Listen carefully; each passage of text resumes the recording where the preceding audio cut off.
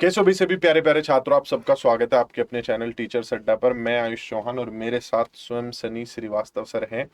और एक जो है इंटरनल लेटर है जो लीक हो गया है किसी तरीके से। अब वो कितना सही है कितना गलत है, इससे ये कह देना, इसे कुछ लोग कह रहे हैं कि ऑफिशियल वेबसाइट पर नहीं है, तो एक इंटरनल कम्युनिकेशन लेटर है, इसका ऑफिशियल वेबसाइट कोई पे लेना देना नहीं, आना भी नहीं था। आना भी नहीं था। लेकिन अब बात करते हैं अगले पॉइंट पर कि क्या इसे फेक बोल सकते हैं। जो इसकी भाषा शैली है सर, वो सर क्या कहती है? दो चीजें हैं सर, एक तो ये कि भूचाल मच गया है। हाँ, दूसरा क्या है कि ये प्रसंग जो यहाँ पे लिखा है, ये जिस कंपनी को बोला गया है, जो मेरे को लग रहा है यही कंपनी कराएगी, एड्यूटेस्ट प्राइवेट यही प्राइवेट कंपनी लिमिटेड है, जो कराएगी। अहमदाबाद की कंपनी है। तो कोई भी अगर फेक लेटर भी होगा ना, तो उसमें आदमी नॉर्मली क्या करता है, डेट इधर उधर चेंज करता है, भाषा चेंज कर पाना मतलब बड़ा पूरा एक कठिन। नकली लेटर बनाना, उसमें मोहर मार देना, साइन कर अब देना। ये तो सर, मतलब इसे ये नकली तो इसे नहीं कह इस पे सकते। तो कायदे से आयोग को जवाब देना चाहिए कुछ, तो कि नकली, क्या है क्या नहीं है।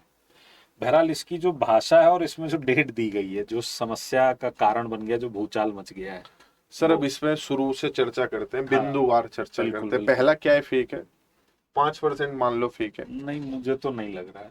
और दूसरी चीज पर आ जाते हैं कि अगर ऐसा है, इतनी जल्दी पेपर करवाना है, तो सो रहे हैं क्या अधिकारी, सो रहे हैं क्या?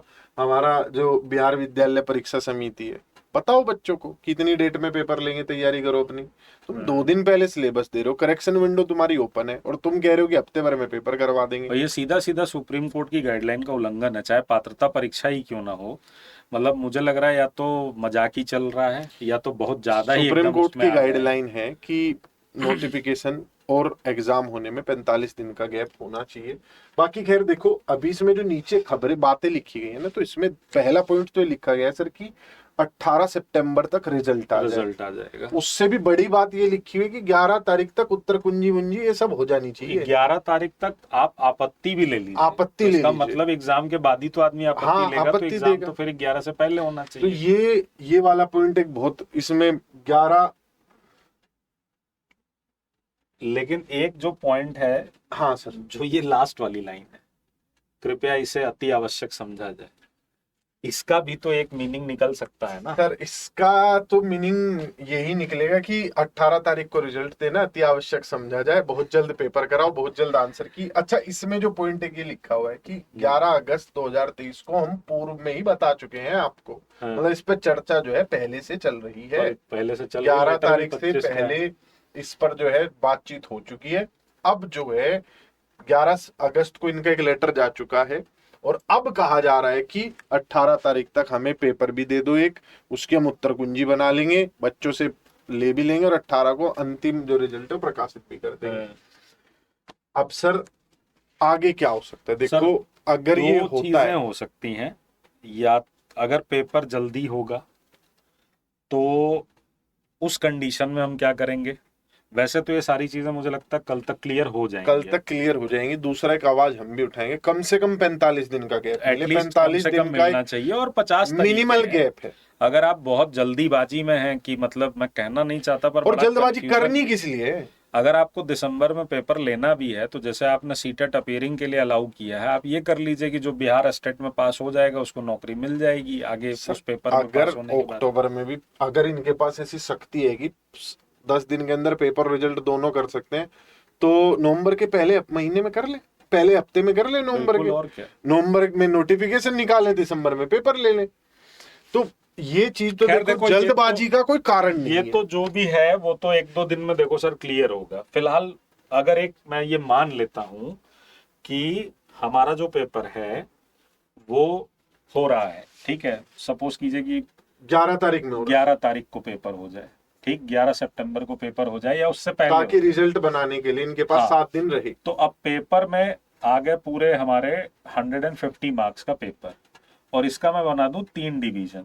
एक तो हो गया जो सब्जेक्ट है, जो 100 मार्क्स का है। फिर सीडीपी और टीचिंग एप्टीट्यूड, टीचिंग मेथोडोलॉजी जिसको हम कह रहे हैं, वो 30 नंबर की है। और फिर उसके बाद जनरल के जो 20 नंबर हैं, जिसमें मैथ, रीजनिंग वीजनिंग है। सब ऐसे में कम समय में अगर मुझे तैयारी करनी होती तो मैं सबसे पहले ये जो फंसाने वाला सेक्शन है मैं इसको डिस्कार्ड कर देता। मजा सबसे ज्यादा पढ़ने में इसमें आता है। हाँ मजा आता है पर उसमें नंबर नहीं देखो आता। सबसे ज्यादा देखो सर, ईवीएस, रीजनिंग में तो ऐसे खो के पढ़ेंगे 5 नंबर की रीजनिंग में हाँ कि दिल लगा देंगे पूरा। जनरल अवेयरनेस भी है, मैथ्स भी देखो है। इसका सिंपल सा फंडा एक मैं बताता हूँ। इसमें जिस बच्चे ने बढ़िया किया होगा वो 15 से 16 नंबर ले आएगा, हाँ, और जिसने नहीं किया होगा 7-8 पे झूल जाएगा। क्या ये 9 नंबर पाना इन अंतिम 10 दिनों में आपकी मतलब अगर दूर अगर होगी? अगर एग्जाम 11 सितंबर या 10 सितंबर तक होता है तो बेस्ट स्ट्रेटजी तो यह है कि यहाँ पर दिमाग ना लगा के बिल्कुल छोड़ दो आप इसे। यहाँ लगाइए दिमाग और यहाँ सर लगाइए। लेकिन हम ऐसा कर क्यों रहे हैं? मतलब हमें तो ज्यादा से ज्यादा नंबर लाने की कोशिश करनी चाहिए ना। नहीं सर 150 में से देखिए क्या है, 140 लाऊं? नहीं सर सीधी सी बात है। एक हमारे यहाँ कहावत है ना कि while in Rome do as Romans do ना, कि पात्रता परीक्षा है, 50% नंबर आपको पाना है। इसका यानी मतलब कि 75 नंबर आपको जो है लेकर आने हैं। तो और सर 75 में भी बच्चों को कहीं ये लग रहा हो कि सेक्शनल कट ऑफ या इसी में लाने हैं या इसमें लाने हैं, तीनों में, नहीं ऐसा नहीं कुछ नहीं है। ओवरऑल आप चाहे सिर्फ इसमें 75 ले आओ। ओवरऑल आपको 75 का जो बैरियर है, और उसमें तो और भी और लोगों के तो इससे भी कम है। ये तो जनरल का है, मैक्सिमम वाला बता ये तो रहा हूं मैक्सिमम है। कि इस बैरियर को हमको क्रॉस करना, और ये आराम से क्रॉस तब होगा। देखिए बहुत ही फोकस पढ़ाई करनी पड़ेगी। अब यहाँ पर अगर आप सोचेंगे कि हम सिलेबस कंप्लीट कर लें और हम सारा कुछ पढ़ लें और अगर पेपर भी 10 तारीख से पहले हो जाएगा तो सेल्फ ये स्टडी तो भी कर ले। हाँ ये तो पॉसिबल नहीं है। देखो इसका एक जो तरीका है सर, जो मुझे लगता है, देखो मैं मैथ की रिस्पेक्ट में आपको बता रहा हूँ। एज ए टीचर हमें सर 2-3 बातें पता होती है। एक तो एज ए टीचर हमें स्टूडेंट भी, जो स्टूडेंट बहुत मजा हुआ स्टूडेंट है ना, बहुत निखरा हुआ स्टूडेंट है, उसे पता होता है कि चैप्टर कौन से इंपॉर्टेंट है, बिल्कुल बिल्कुल कि इन चैप्टर से ज्यादा सवाल बनते हैं। लेकिन सर उसमें भी एक और चीज होती है, चैप्टर में भी टॉपिक, और उस टॉपिक का भी सब टाइप। मान लिया अलजेब्रा इतना बड़ा है, पढ़ाने लगे पूरे 60 दिन लगेंगे। हिस्ट्री खत्म करना चाहे तो 4 महीने। इतनी कठिन है। वर्ल्ड हिस्ट्री इतनी बड़ी, लेकिन पता होता है एक अध्यापक को कि कौन सा चैप्टर का कौन सा टॉपिक, कौन सा सब टाइप जरूरी है। सेल्फ स्टडी का बिल्कुल टाइम नहीं है। तुम ये मत सोचो कि आगे बैच बेचने करने वो करने, सेल्फ स्टडी का टाइम नहीं है। अब आपके पास एक विश्लेषणात्मक क्षमता होनी चाहिए। उस क्षमता से आपको पेपर देखना है, बीपीएससी वाला जो भी 4 दिन पहले पेपर हुआ है, कि उसमें क्या सवाल पूछे हैं। वहां जो 80 नंबर में पूछा 100 नंबर में तुमसे पूछेंगे। बिल्कुल। तो वो क्षमता के लिए आपको एक अध्यापक की जरूरत पड़ेगी। दूसरा, टीचर के साथ साथ भी ना मॉक टेस्ट, मतलब जो टीचर आपको प्रैक्टिस करवाए वो पेपर में कैसे एलिमिनेशन मेथड क्या होता है, ऑप्शन कैसे छांटते हैं, पेपर वाले सवाल क्या होते हैं, हूबहू वही सवालों को, मतलब आखिरी 10 दिन में जो बोलते हैं ना कि रगड़ के घोट के पिलाए, वो सवाल।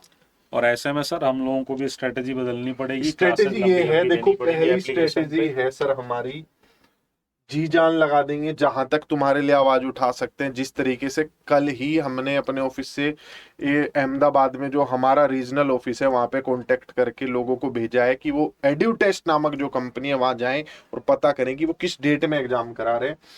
दूसरा, अगर हमें इंफॉर्मेशन मिल जाती है कि एग्जाम जल्दी हो रहा है तो उसे फिर डिले कराने का प्रयास रिक्वेस्ट और पत्राचार के माध्यम से, वो चाहे हमें किसी भी तरीके से शिक्षा मंत्री या किसी भी तरीके से हमें अपनी बात पहुंचानी हो, ट्वीट कैंपेन जो भी है, कि एग्जाम डिले हो।